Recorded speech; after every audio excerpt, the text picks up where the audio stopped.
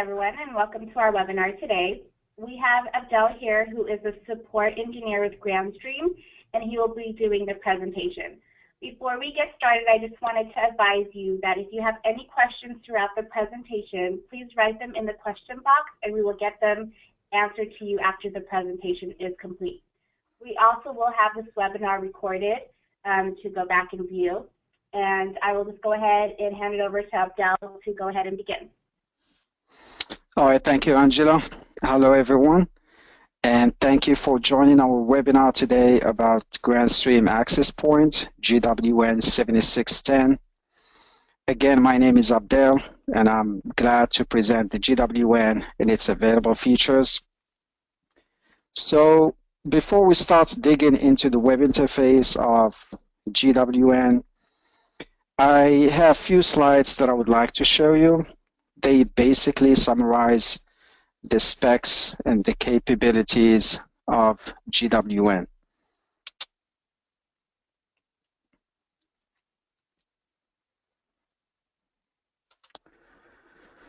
So for the GWN, in terms of capabilities, it supports up to 250 clients per access point, which means if you have 4 access points managed from the master access point, just multiply 250 by 4, you can reach up to 1,000 clients. It supports 1.75 gigabits per second wireless throughput, and it has 2 gigabit wireline ports. 1.75 is basically 1 gig point 3 for the band, the 5 gigahertz band, plus 450 megabits per second for the band 2.4. The range, the coverage range of the access points extend up to 175 meter. It is dual band. It supports the latest standard 802.11 AC. It has 3 antennas for reception and 3 antennas for transmission, and it also supports the MIMO technology. It also includes all the security encryption keys like WEP, WPA, WPA2, pre-shared key, and WPA2 Enterprise. It offers simultaneous dual band Wi-Fi signals.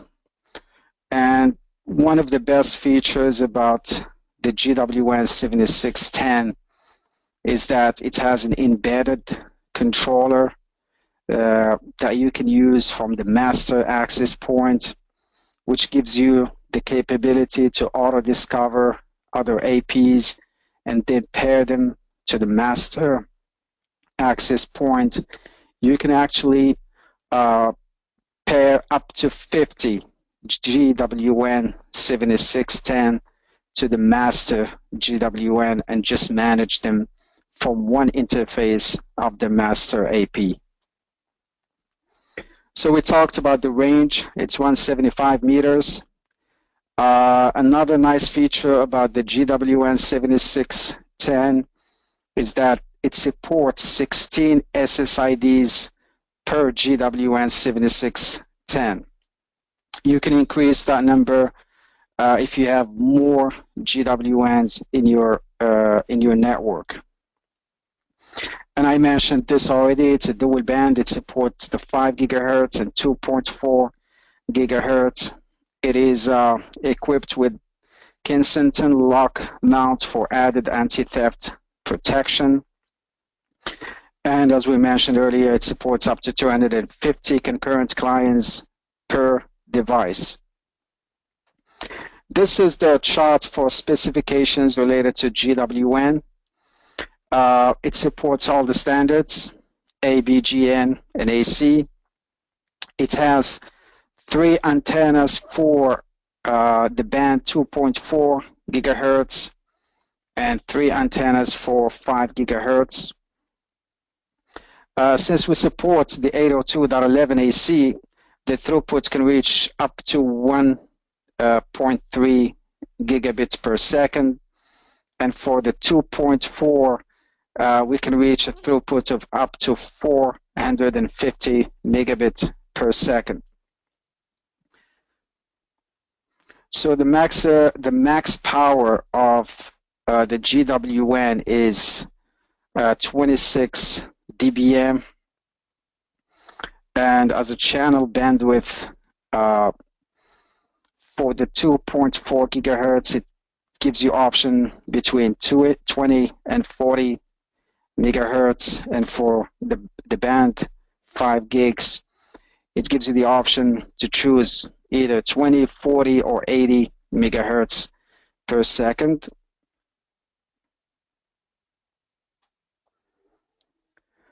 You can also use the GWN to create multiple network groups, where you can assign them to different network segments using the VLAN or the 802.1q standard. The ports, one of them supports PoE that you can use with connection from your switch.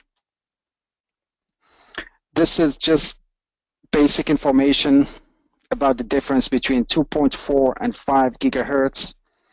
The 2.4 is supported by 802.11 BGN. In the United States, we use 11 channels from 1 to 11. We only have 3 non-overlapping channels. We have channel 1, channel 6, and channel 11. The inconvenience about 2.4 is that it is susceptible to interference from wireless phones, microwave, Bluetooth devices, and TV remote control. And the thing about the lower frequency is that it supports a longer range, and it basically covers a larger range than 5 gigahertz wireless network. And the higher the frequency of the wireless signal, the shorter its range, which applies to the 5 gigahertz. This one is implemented in the standards 802.11a, N, and AC.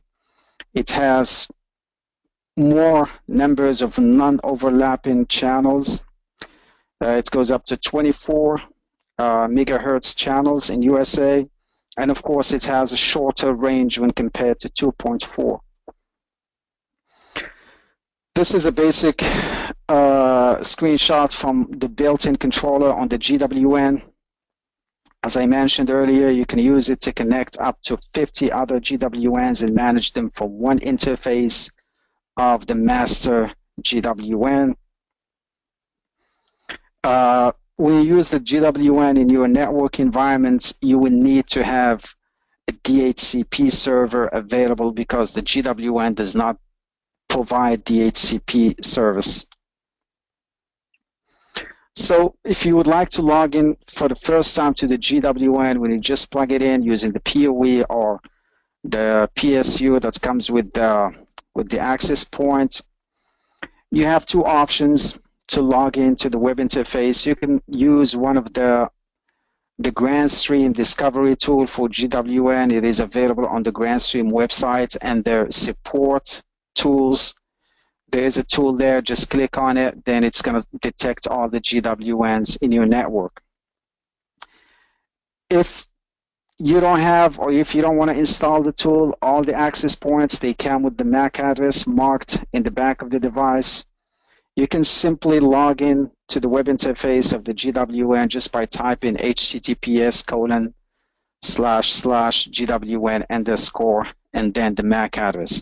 I will show you later how to do this. For the first time, the first GWN that you connect to your network is going to be acting as the master. So you can connect the first one that you would like to use as the master. And then after you configure it, you can start adding other GWNs to your network and then discover them and pair them with the master GWN. And while we do the web interface of the GWN, I'm going to show you how to do and to perform all these steps.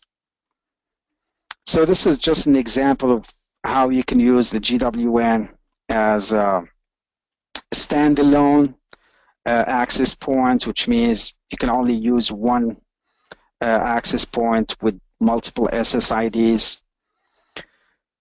The next one just gives you another example of how you can use the GWN in slave master design, where you can use the master and then you can pair them with the other slave access points in your network, and then you can assign them multiple SSIDs depending on your network requirements. So these are just some recommendations about deployment. The first thing, understand, of course, the floor plan and impact of building materials. Use Wi-Fi planning or survey tool.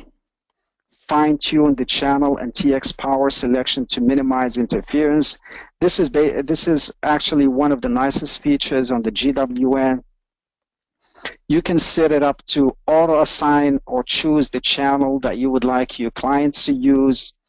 If, for example, there is a neighboring access point and they're using, let's say, channel 6, and you don't want to have the overlapping issue or interference issue, you can configure the GWN to use a different channel, let's say channel 11 or channel 1 instead of 6.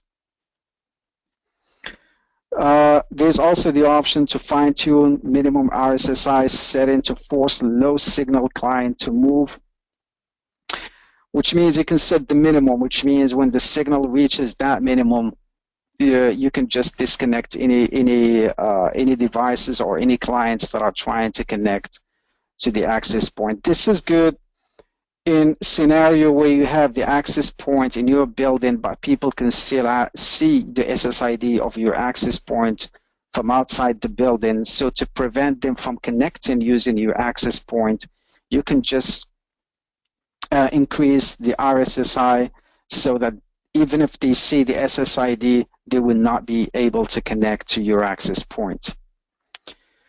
The GWN also has a nice feature, we call it band steering.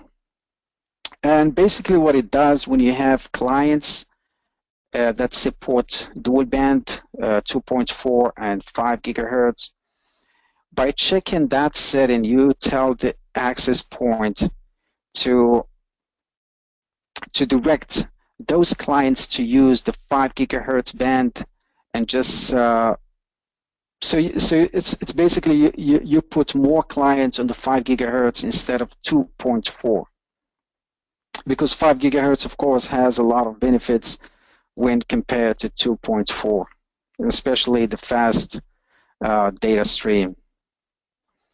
So this is one example of how you can use the GWN7610 as a standalone AP. So the first one, I mean, every time you connect the first AP in your network is going to act as a standalone. So also when you do factory reset to your GWN, it's also going to act as a standalone AP. And by the way, the GWN, so when you factory reset the device, the SSID that's going to be broadcast will have the name of GWN and then the last digits of the MAC address as an SSID. All the GWN, they come with the password written on the sticker on the back of the GWN, which you definitely need to change that one every time. The GWN, also when you log into the web interface, it's going to force you to change the password of the login just for security purposes. You can also use the GWN, as we already mentioned, in master-slave mode. Then I'm going to show you a few examples later when we have access to the web interface, how you can configure master and slave. This is a pretty much comparison chart that shows the capabilities and the specs of the GWN compared to other third-party access points. And you will say that the GWN has a lot of benefits. It basically includes almost all the features available on the third-party access points, plus other features that are not available on the third-party access points. And one of those is the number of SSIDs, which can reach up to 16 SSIDs. I know that one is not available on some of the third-party access points. It also has a built-in controller, so you don't need to buy separate controller to manage all the access points. It has a USB port, and it also has an anti-hack and secure boot, which makes the GWN even more secure than the other third-party access points.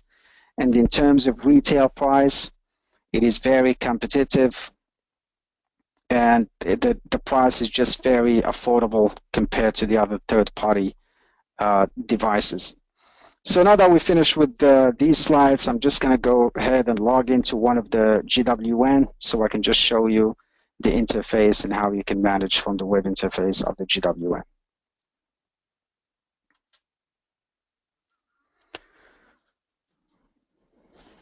So I have two GWNs in my test bench. So as I mentioned earlier, you can just log in to the web interface of the GWN just by typing https://:/GWN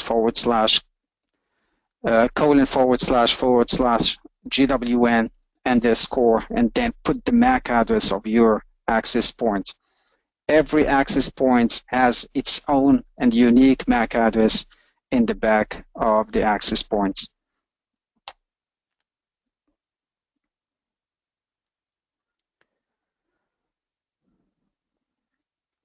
So of course, because I'm logged in already, so let me just log out.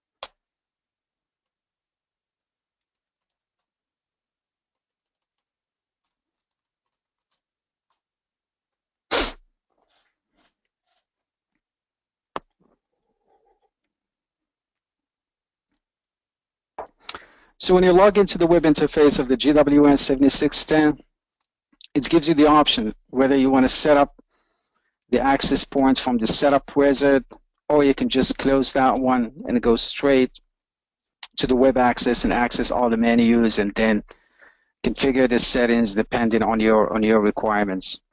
So the first tab that we have is for the overview. It just gives you information or status about the GWN. For example, in my case, I have the master AP. I have one that is discovered, and then I have one that is online. It tells you about the clients. I only have one client connected to this access point. It also gives you information which channels are used when using the band 2.4 or when using the band 5 gigahertz. These are, I think they are selected automatically. You can choose, as I mentioned, you can run one of those software tools that will detect which channel are being used. You can also detect neighboring access points and see which channels they use. So you can go to the GWN access point and then choose the channel that is not being used by any other access point. Here it gives you information about the AP. So now, right now, I only have one. It gives you information about the bandwidth up and down. So for the down bandwidth, it's 722 bytes because I haven't been using that one much. For the upstream is 1.09 kilobytes. These are the top SSIDs. I mean, right now I only have one SSID and it's called Office. and it tells you how many clients are using this SSID and how much bandwidth has been used from that or using that SSID. It also gives you information about the clients that are connected to your access points. This is just a basic status. If you want to go to the clients where you can have, advanced information, just click on the tab, then it's going to take you straight to the clients tab. Then here it's going to give you detailed information. Now it has 0 bits per second, which means that client is not using the access point. Then it gives you information about the aggregate transmission and reception. So in case someone is using a lot of streaming to the access point and is eating up a lot of bandwidth, you can just come to clients and you can check the aggregates so you can see how much bandwidth has that client used. We're going to come back to this one so we can talk more about it. It gives you the option about alert notifications. For example, I have one. If you would like to read it, just click on this icon right here. Then it's just basic information, because this is not an error or a critical error, it's just information. Next, if you go to access points, we can close this one. Then it gives you information about the master access point, which is the one I'm currently connected to. If you would like to edit the access point, just click on status. Then it's going to give you information like the MAC address, which IP it's using, what is the firmware version. Currently I'm running the beta version, which I like to test on this GWN.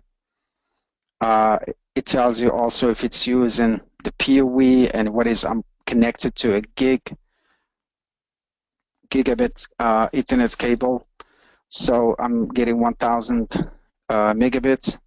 It tells you which channel this access point is using. Is channel 11, how many users, the 5 gigahertz. It also tells you which channel. We are using channel 161. And currently I don't have any user or client connected to this access point. So when you go to the configuration, this is basically where you do all the configuration for the access point. You can assign it a name. Let's say I have this access point in the office. I can just call it office or conference room. If you would like to leave the GWN use DHCP, you can just leave it the way with the default settings. If you would like to assign it static IP address, you can just check fixed IP, and then the settings for the static IP will pop up, so you can enter the IP address, the subnet, the gateway, and also the preferred DNS server. You can also choose how you would like to use the access points. You can either use dual band, which means it will accept both bands, 2.4 and 5 gigahertz, or you can choose, let's say, just 5 gigahertz. I want this access point to operate only with 5 gigahertz clients. So when you select dual band, there's this feature that I already mentioned. It's called enable band steering. So when you set that one to yes, basically the AP, what it does, it's going to be supporting both 2.4 and 5 gigahertz. But if a client that does supports both of them, the AP is gonna put that client on 5 gigahertz instead of 2.4. And right below there are some settings where you can configure the bands. The 2.4, as you know, is supported by the standards BGN, and the 5 gigahertz, it's only supported by the latest standard, which is 802.11ac. You can also choose or specify the channel bandwidth between 20 or 40. If you would like to use 20 or 40, you should take into consideration that when you increase the channel width, the chances of having channel overlapping also increases. The same thing applies to the 5 gigahertz. The benefit of using a higher channel bandwidth is that you get a higher data stream speed. You can also, this is what I was talking about, you can set it to auto, which means tell the access point to choose the channel that clients can use, or you can actually specify which channel that access point needs to use. When we talked about the example, if you have a neighboring building and they have their own access points and they're all using channel 6, you don't want your clients to use the same channel because they're going to have or their calls or data stream is going to be like susceptible to interference and a lot of issues. So you can choose from here a separate or different channel that is not being used by any other access point. This applies to both of them. It applies to 2.4 and 5 gigahertz.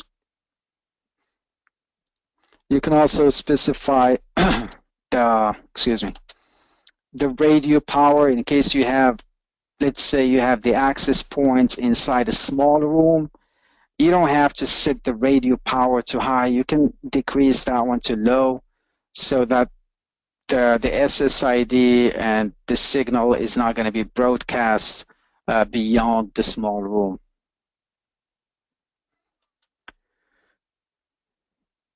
So I have another access point that is connected to my network. So I'm going to try to see if I will be able to discover that device. Yep.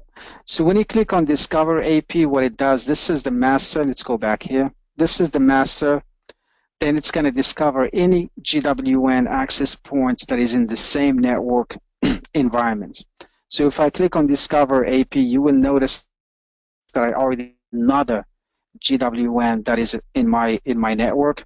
So just by clicking on pair and their actions, you tell actually this access point to become a slave of the master one from which I'm accessing this access point.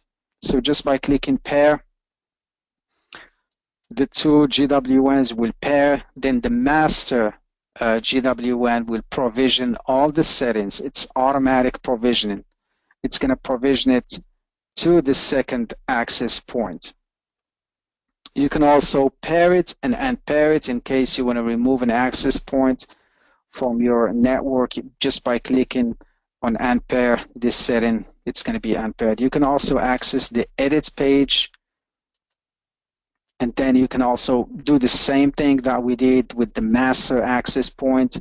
You can reboot the other access points from the main or the master access point. You can also upgrade any GWN from the master one, and as I said, you can do the same thing on up to 50 GWNs that are connected to the master access point as slave access points.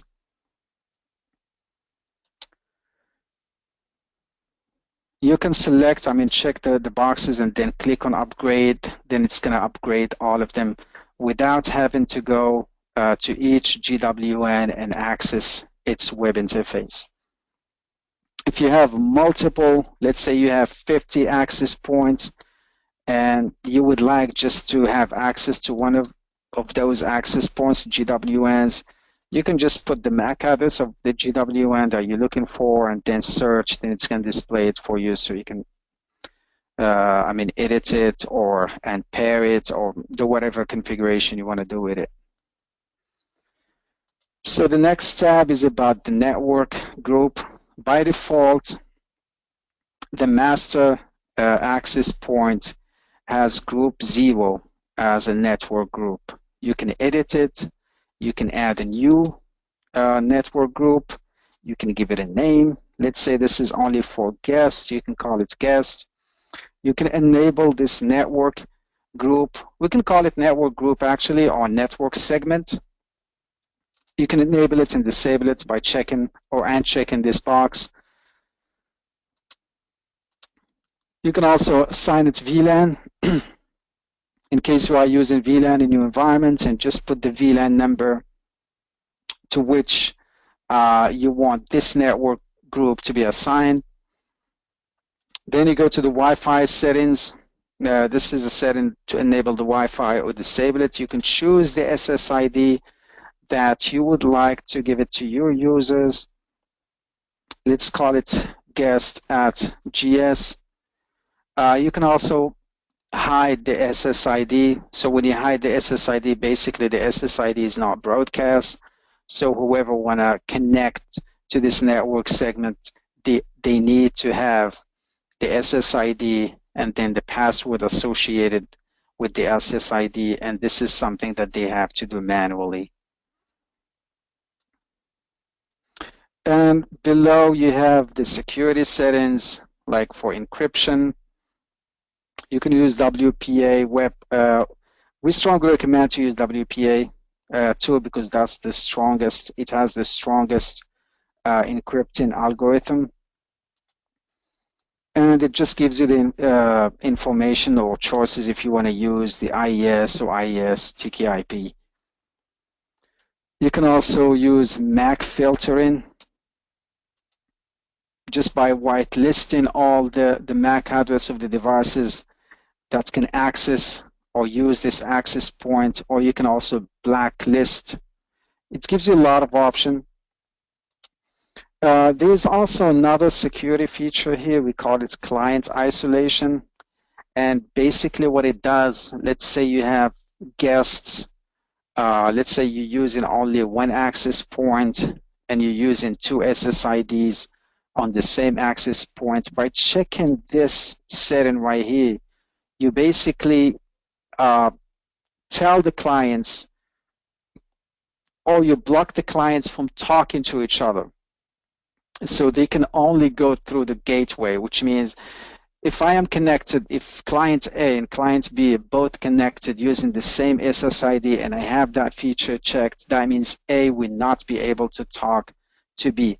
This is a good security feature because in case you have servers, in case you have applications running in your network and you only have one access point, you can block these guest clients from accessing whatever applications or servers you have in your office.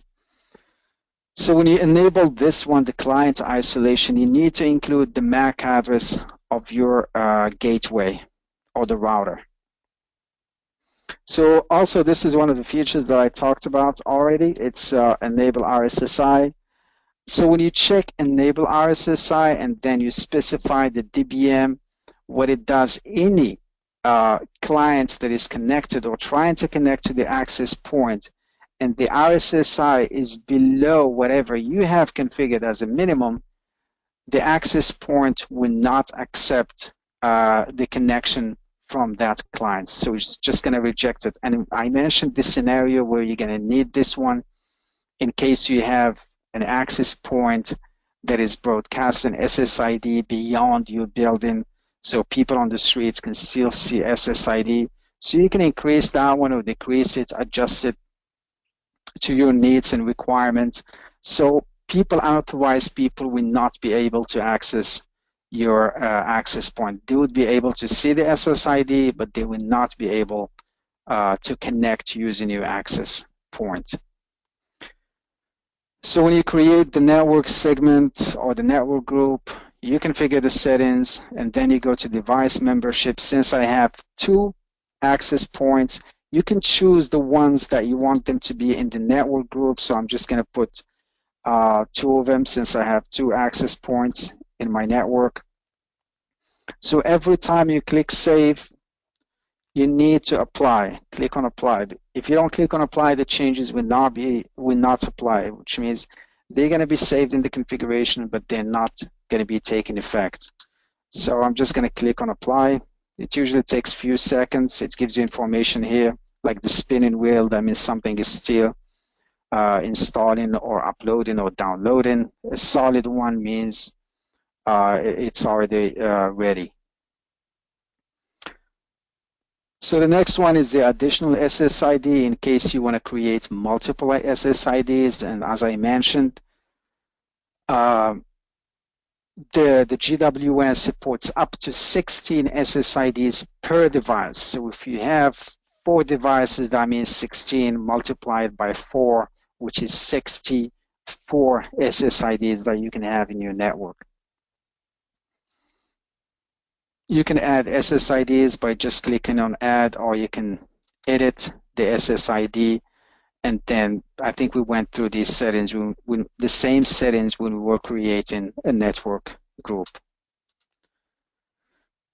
The clients tab, it gives you information since I don't have any device that is connected to my access point. So I'm going to try to connect one of the wireless devices to this access point.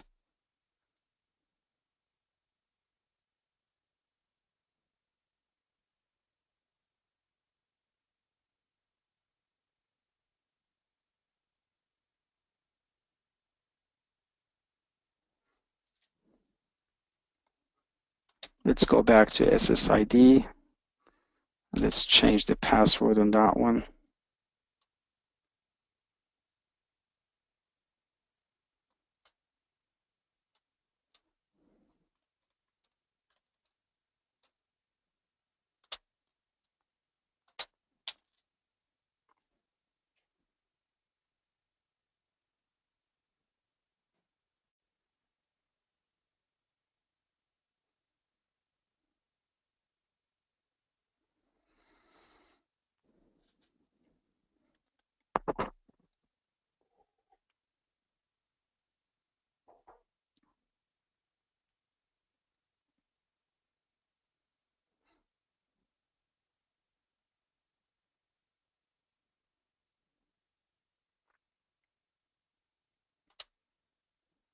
So now I connected one of my wireless devices to the access point. So when you click on clients, it basically gives you information about all the clients that are connected to the access point. It gives you information about the MAC address, the host name. I mean, if you have another device that is always connected to your access point, just by clicking edit, go to configuration, then give it a name. So this is one of my test Wi-Fi phone. Just by clicking save, then apply changes.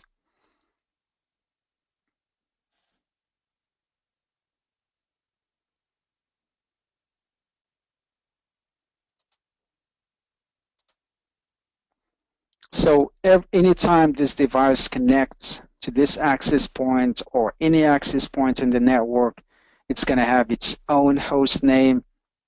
It's also going to show, because I don't have the GWN connected to any DHCP server, it's not showing any IP address.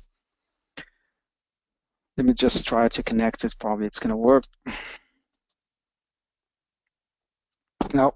So my wireless device is using the channel 2.4 gigahertz, and it's using the band, and it's using the channel 11. It's online. This is the uptime for how long this device has been connected. It tells you information in case you have a lot of APs. It tells you which AP this device is connected to. It gives you the throughput. For example, right now it's 5 bytes per second. Now it's 0 because I'm not using it. And then the aggregate. The aggregate basically tells you how much bandwidth this device has used since it's connected to the access point.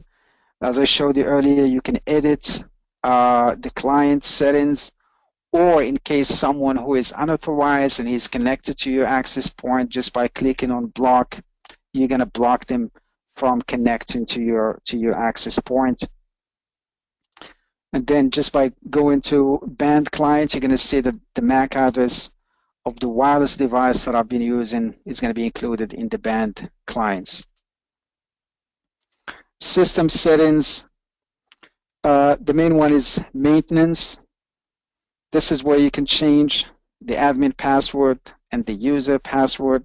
Basically, when you log in as a user, you don't have access to all the configuration. You basically have access to the overview and then the access point to see which access points in your network and also which clients are connected to the access points, but you will not have the privilege to make any changes to the access point configuration.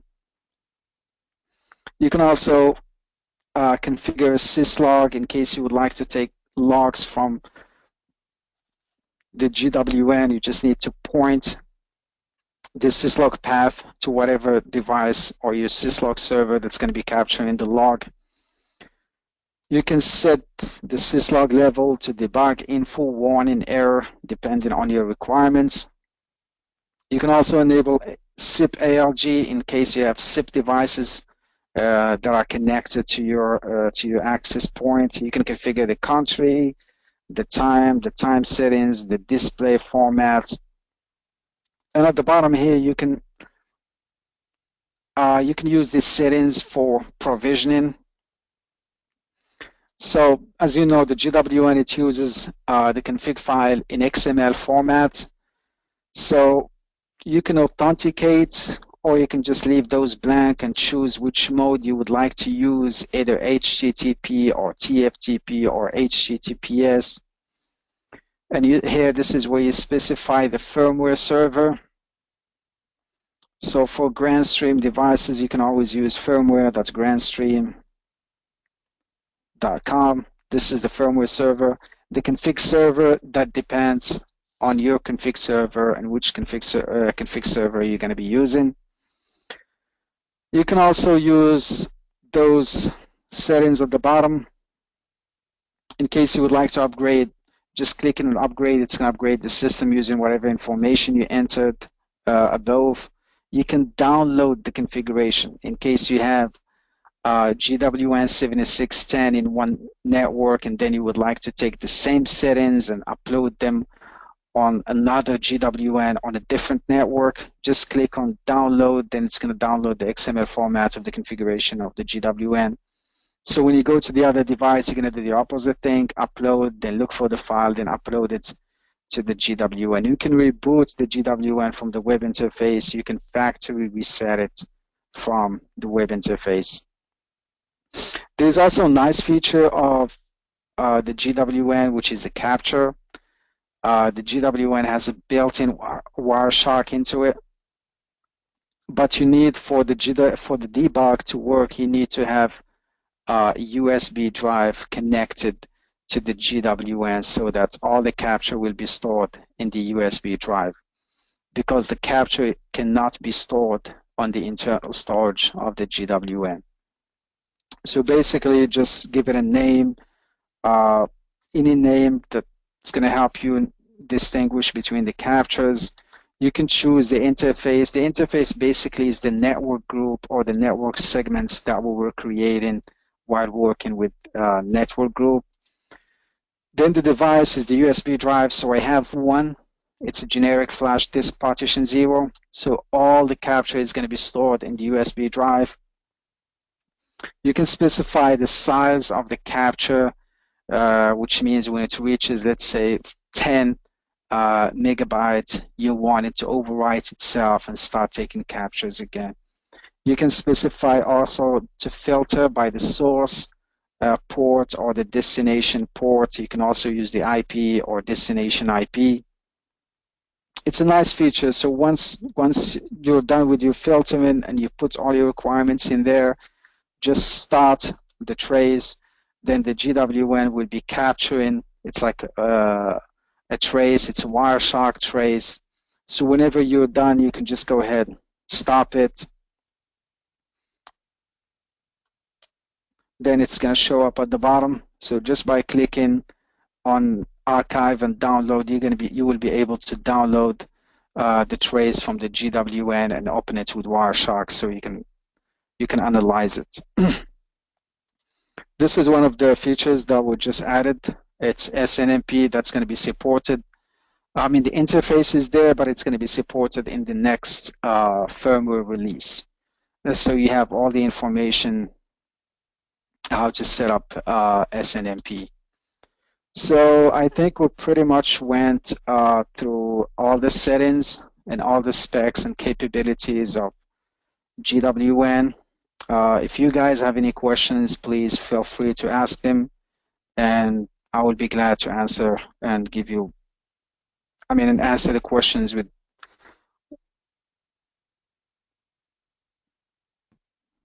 Okay, yes. So there are a few questions that are coming in. Someone asked if you could go back and show the level of detail available on each connected client. I'm sorry, I was not hearing you well, Angela. Can you just say that one more time, please? Yes. Someone's asking if you could show the level of detail available on each connected client. The detailed level of each connected client. So we're talking about the clients connected to the APs? Yes. Okay. So this is if I understood your question, so you can access the clients from the master access points. Since I only have one, so if you have 100 clients connected, you're going to see all of them. You can also filter by the network group that you're using, and also the radius is either 2.4 or 5 gigahertz. Then you will notice the throughput and also the aggregate. If someone is using a lot of bandwidth, you will be able to see it from the aggregates. If someone is in a real time is using a lot of data streaming, you will also see it under the throughput. I hope that answers your question. Okay. They're asking if the OS of the connected device will be added in some point. So can you repeat that? The OS? The OS, correct. I'm sorry, I don't understand what he means by the OS. The operating system? Yeah, the operating system of which device? Like the iPhone, Android, Windows. Oh, okay, I'm sorry, yeah. So it's like adding or accessing the web interface of the GWN from the iOS? Yes. Yeah.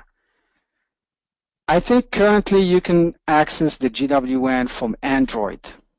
This is, for a fact I know that one because I can access the web interface of the GWN from my Android phone.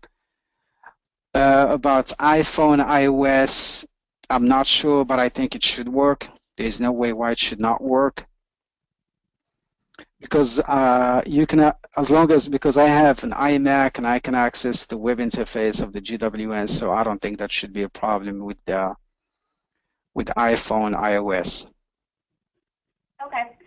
A few more questions. Can the GWN7610 be mounted on a wall instead of the ceiling? Yeah, the GWN, you can connect, you can, put it any way you want. You can use the ceiling or the wall. Depending on, but the thing, it comes with both, with the mounting tool for both the wall and the ceiling, so that should not be a problem. Okay. And we'll take one more last question that came in. They're asking, what are the benefits of using the band 5 gigahertz? To summarize, the benefits of 5 gigahertz over the 2.4 gigahertz. The 5 gigahertz is less susceptible to interference and network congestion. It also offers higher data stream speed or throughput, and it also has more non-overlapping channels. The 5 gigahertz, it supports up to 23 channels compared to 3 non-overlapping channel in the 2.4 gigahertz band. Okay. Well, that's all the questions that we have and all the time that we currently have. Thank you for everyone attending, and thank you, Abdel, for doing the presentation. Is there any last-minute things that you wanted to add on before we just continue? Yeah, I just would like to thank you again. Thank everyone for joining this webinar. We will have more webinars in the future. Just keep an eye on the StakeWave website or the Grandstream website. We have different webinars about the GWN, the new products that are going to be released sometime soon in the market. So just keep an eye. Perfect. And again, this webinar was recorded, so we will get that out through our website and Grandstream's website as soon as we can. Thank you again, and have a great day. All right, Bye. thank you.